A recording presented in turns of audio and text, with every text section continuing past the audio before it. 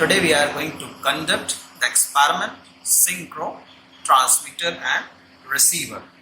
Now this unit is designed to study the remote transmission of position in AC servo mechanism.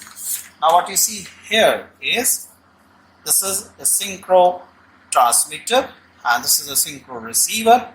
Now this is the stator winding of the transmitter and this is the stator winding of the receiver. So what you see here is the stator winding is similar to a three-phase alternator. Now stator windings S1, S2, S3 are 120 degree apart. Now this is the single phase winding of rotor.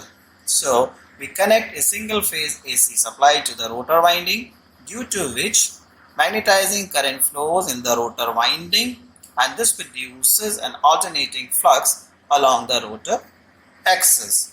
Now you see, when I switch on the supply, so what you see here is that when I rotate the knob of the transmitter, there is no rotation on the receiver side. Now what I am doing here is I am connecting the stator winding of the transmitter side to the receiver, S1 with S1, then S2 with S2, and then S3 with S3 winding.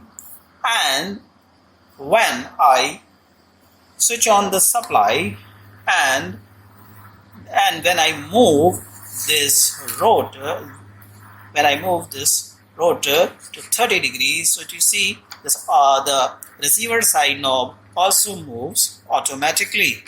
Now what I am going to do is I am to take some readings. I am setting the value of these knobs to 0 degree, and you can see now I am switching on the supply, and so we are going to take readings of first of all we are going to set on 0 degrees. So you can see I have taken the reading. There is an angular position of the transmitter. TX stands for transmitter, RX stands for receiver, and then we are going to find the difference of TX minus RX over here.